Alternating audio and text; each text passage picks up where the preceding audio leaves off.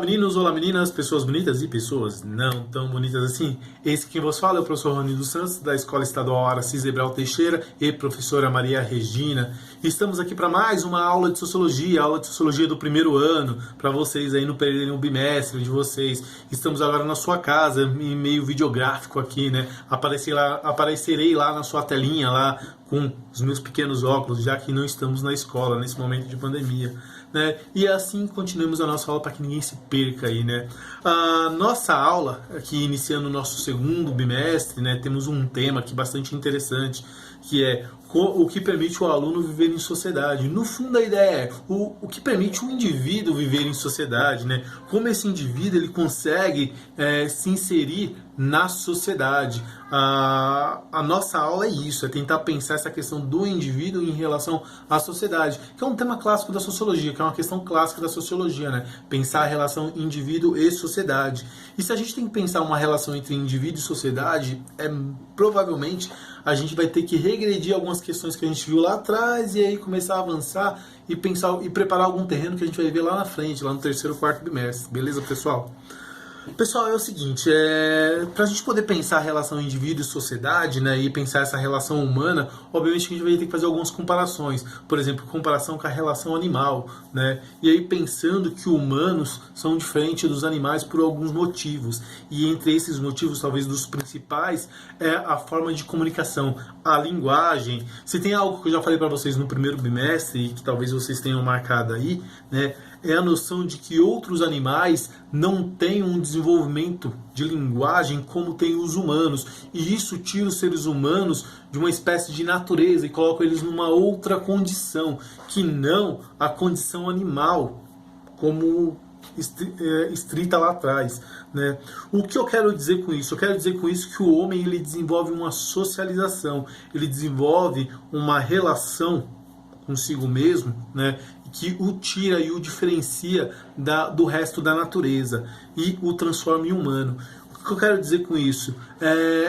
Uma das condições, ou das características que faz essa realização é a linguagem. Perceba o que eu disse lá atrás.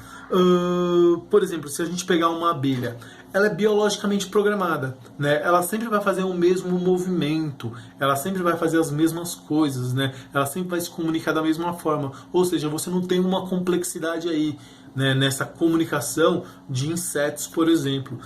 Daí você fala, pô, professor, mas os animais, como assim? Mas meu cachorro, por exemplo, ele entende o que eu falo, ele conversa comigo, ele vem e me lambe, ele tá feliz quando eu chego. Cara, o meu também, cara, é o único que me recebe bem aqui em casa, mentira.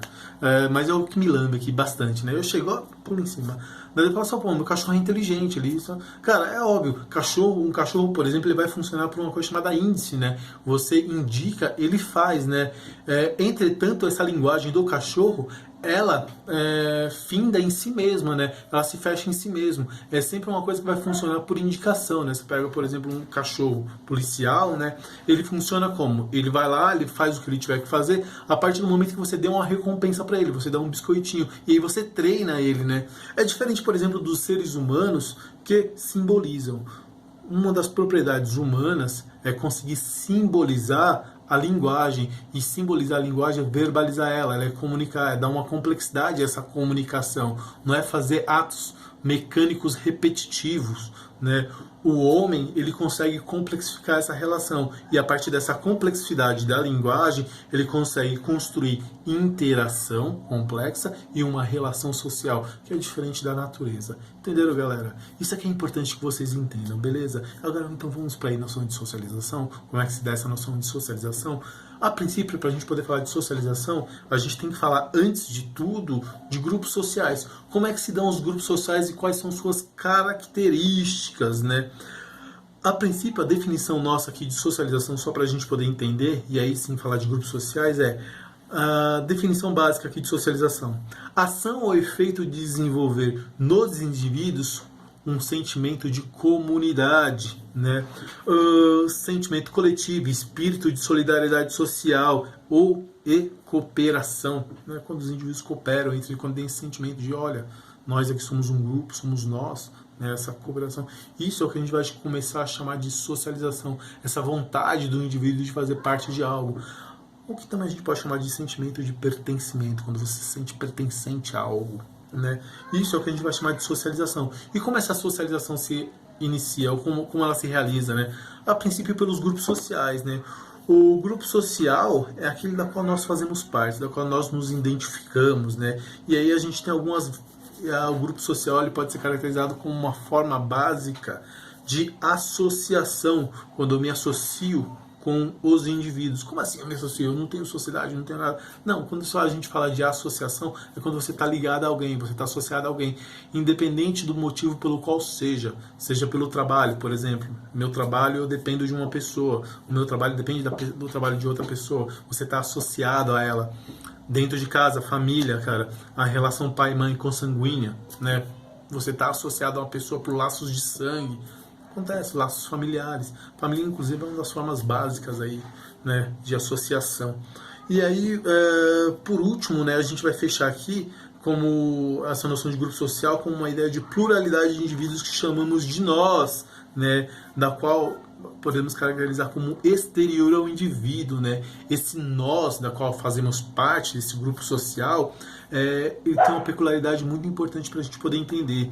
Geralmente esse nós, esse grupo social, ele não depende do indivíduo para existir. Ele é composto de indivíduos, mas ele não depende do indivíduo para existir. Como assim, professor? Ele não depende do indivíduo para existir. Antes que o indivíduo faça parte dele, talvez ele já exista. Já pararam para prestar atenção? Talvez ele já exista. Se o indivíduo resolver sair dele, talvez é muito provável que ele continue existindo. Portanto, os grupos sociais, né, eles não dependem do indivíduo, eles dependem do coletivo de indivíduos, da pluralidade de indivíduos, mas não de um indivíduo. E aí o grupo social ele é isso, ele é digamos que aí que ele é um elemento exterior ao indivíduo, né, usando um termo aqui durkheimiano, né? E aí se ele é um elemento exterior ao indivíduo, ele, dentro desse processo de socialização, ele existe por si mesmo. É uma das características dessa noção de socialização que a gente pode encontrar, né? Os grupos sociais, geralmente, eles estão dentro daquilo que a gente vai chamar de estrutura social. Aqui, ó, mais uma, virando a página aí, ó. Os grupos sociais, eles vão estar dentro daquilo que a gente vai chamar de estruturas sociais, né? Só que é a forma talvez mais concreta e mais dinâmica aí dentro dessas estruturas. A estrutura ela é uma coisa maior, né? Por exemplo, um grupo social que está dentro de uma estrutura, família. Família ela pode ser caracterizada aí como você queira, né? Por uma família nuclear, pai, mãe e filho, ou uma família extensa, né? Chegando aos agregados. O que é a família extensa? É quando tem pai, mãe e filho, mas também tem avô, avó, né? Tem tio, tia, e aí tem lá os agregados, pessoas de fora. Antigamente se tinha muitas famílias de agregados, né? Que você tinha aí chamadas famílias extensas, né? Antigamente era muito mais comum, século passado, século retrasado. Hoje em dia, a nossa sociedade ocidental, optou ou resolveu adquirir a cultura da família nuclear, pai, mãe e filho, né? Nem sempre essa família ela esteve aí, né? Essa família ela vem com a tradição moderna, ela vem com a modernidade, né? Com o mundo liberal, com esse nosso novo mundo, né? Essa ideia de família nuclear. E aí, mas você tem a família como um grupo social, um grupo onde as pessoas interagem entre elas, né? Mas a gente pode também encontrar outras, a gente pode encontrar aí dentro de uma estrutura educacional, por exemplo, a escola. A escola é um grupo social, né? Querendo ou não, você tem relação lá entre professores, alunos, direção, gestão, é um grupo social. A gente pode encontrar na religião, e aí, independente de que religião você faça parte, você vai encontrar grupos sociais. Por exemplo, a igreja, o terreiro, você vai encontrar o templo, né? Para onde você vá, né? São grupos sociais que existem aí, né? Dentro dessas relações. A gente também tem o trabalho, né? O trabalho também é um grupo social. Pessoas que nos conhecem e se encontram. E tem o que dentro desse grupo social? Uma outra característica legal. Objetivo comum. De repente você trabalha numa empresa que faz vassoura. Qual é o seu objetivo comum? Ainda que um faça o cabo, o outro faça a piaçava. Montar a vassoura, adquirir lá. A escola como empresa. Cara, o papel do professor e da aula. Papel lá do diretor. Organizar as funções burocráticas. Do coordenador. Organizar as funções pedagógicas. E aí vai indo. O trabalho um depende do outro, mas todos têm um objetivo em comum, que é o quê? Trazer educação para o aluno, né? É um grupo social, querendo ou não, né? E aí a gente vai entender esses grupos sociais, né? Esses diversos grupos sociais, sob duas maneiras. E aí vamos tentar pensar como é que a gente pensa esses grupos sociais. Primeiro, esse grupo social aqui é um grupo social primário. né? O que é esse grupo social primário? Esse grupo social primário são pessoas que estão em relações diretas, elas dependem muito uma das outras, elas estão numa relação de contato muito próximo dentro dessa relação primária. Família é uma relação primária, vizinhança é uma relação primária, a comunidade geralmente ela tem uma relação primária, porque são pessoas que estão dependendo diretamente uma das outras, né? E aí a gente tem essa relação dentro desse grupo social. Mas a gente monta outros grupos sociais que não são primários, são secundários, né? Eles têm uma outra função, são secundários.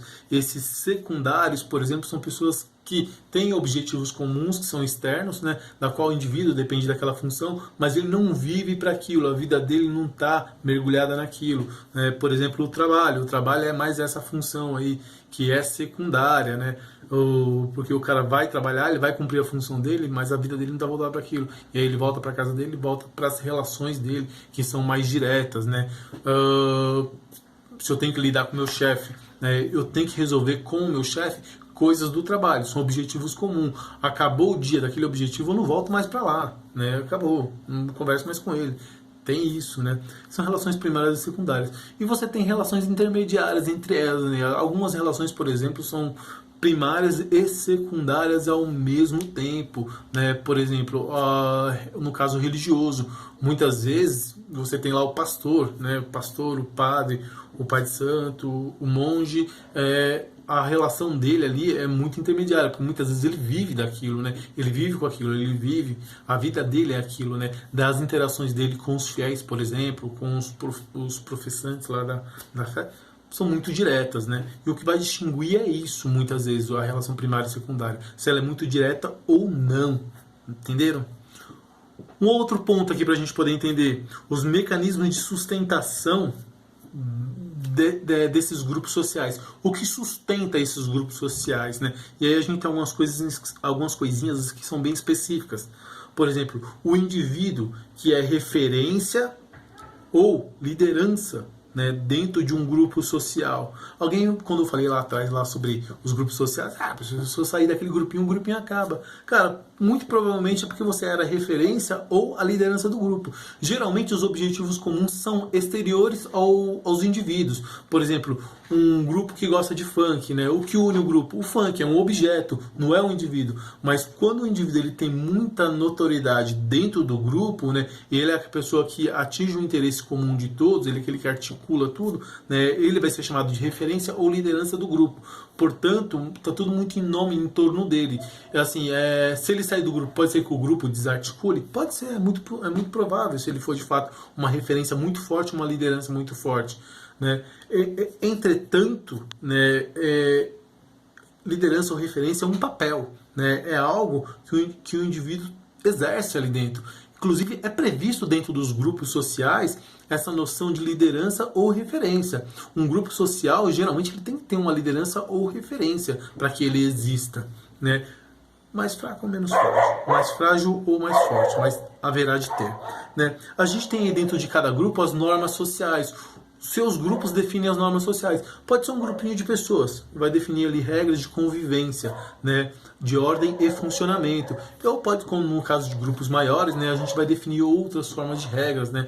A moral e a ética tá aí para isso, para poder definir o que é possível e o que não é dentro de um grupo social, entenderam? Tem isso. Essas normas sociais, elas delimitam o que pode ser feito ou não. Todo grupo tem isso. A gente tem aí as sanções sociais. Essas sanções sociais, elas podem ser formas de compensação, né?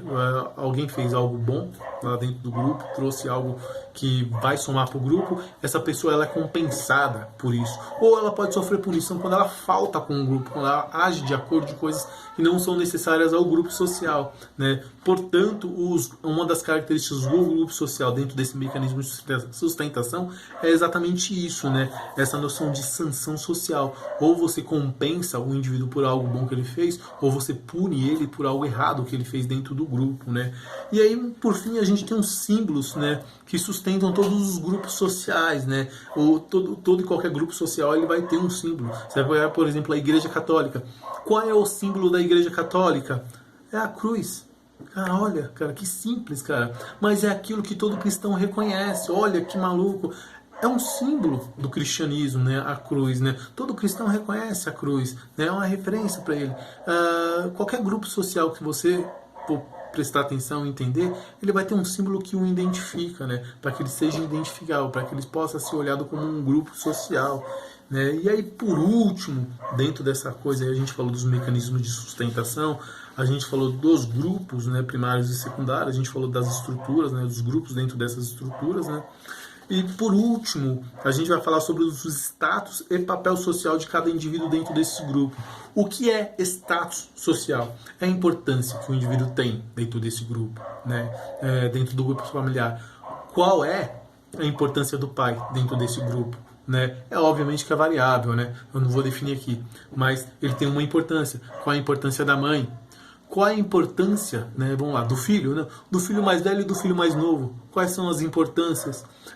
Vamos pegar qual a importância aí do filho, que é filho da casa, ou daquele cara que é um agregado, que chegou lá depois. É diferente, né? Tudo isso é o que a gente vai chamar de status, né? Pega uma empresa, qual a importância do chefe, qual a importância do empregado, qual a importância do estagiário que acabou de chegar, né? Ô, estagiário, traz o café. Você tem isso. São status que são alocados dentro dos grupos sociais, dentro dos diversos grupos sociais, para poder definir uma rede de hierarquia aí dentro, né? Os grupos sociais, muitas vezes, eles são formados por hierarquias. Essa é uma outra característica. O status social, ele permite isso, você conseguir vislumbrar as hierarquias dentro do grupo, né? Isso quer dizer que ele é mais ou menos importante no sentido vertical? Não necessariamente, né? Todo mundo tem uma importância aí, todo mundo vai ter uma demanda dentro desse grupo, né? Só que o status, ele vai identificar o indivíduo com mais poder ou menos poder dentro do grupo. Isso é uma das coisas que vai entrar aí mais tarde, né? A gente não vai ver hoje, mas também entra, né? E por último, o papel social. O papel social, geralmente, o que ele nos dá, para a gente poder entender dentro do grupo, é o que se espera. Qual é a expectativa que se tem de um papel social? Né? Quando você entra na sala de aula, o que você espera de um professor? Ele, com o papel social de professor, ele entrou na sala de aula lá, com os diários dele, com a bolsa dele, entrou na frente e escreveu. Cara, você espera o quê? Que ele dê aula. Né? Você olha para ele e você vê nele um papel social. Ainda que você não conheça o sujeito, o indivíduo que está ali na frente, você não saiba o nome, até que ele coloca o nome dele na lousa, mas você olha ele e percebe o papel social dele, você tem uma postura diante disso. O papel social, ele tem essa importância, né? E esse papel social, obviamente, ele vai vir carregado de um status, né? E à medida que ele tem essa importância, esse papel social, a sociedade, ela vai poder interagir, ela vai poder se relacionar a partir do momento que a gente percebe esse papel social. Né? Assim como o professor percebe o papel social do aluno, qual é o papel social do aluno dentro da sala de aula, né? É diferente, por exemplo, eu como professor encontrar um aluno na sala de aula, olhar para ele, na sala de aula ele é meu aluno. Se eu encontrar ele, por exemplo, num supermercado, ali ele não é meu aluno, embora muitas vezes o sentimento fique, né? Ô, meu aluno, tudo bem e tal, né? Mas assim, eu sou professor na sala de aula, né? Às vezes eu tô lá no mercado, daí alguém, professor, daí eu fico olhando assim, o que esse cara tá falando, cara? Não conheço nenhum professor, pô, sacanagem, né, cara?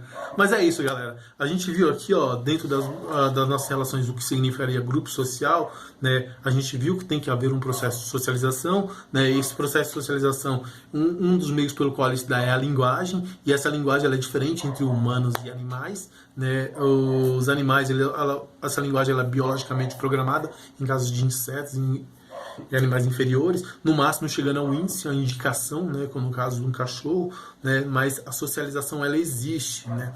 E aí essa socialização, ela vai dar possibilidade à existência de grupos sociais, e dentro desses grupos sociais eles ocorrem por meio dentro das estruturas, né? E aí você vai ter os grupos primários, secundários, você vai ter os mecanismos de sustentação e os status e papéis sociais, beleza, galera? A nossa aula é isso, 20 minutinhos aí pra gente não cansar muito, não precisa mais que isso, você vai poder rever na sua casa. Essa é uma aula do primeiro ano, é o segundo bimestre do segundo ano, é a nossa primeira aula, lembrando que serão 4 aulas, beleza? Vídeo gravadas assim, tranquilo, galera? Ó, beijão do prof e até mais, beleza, galera?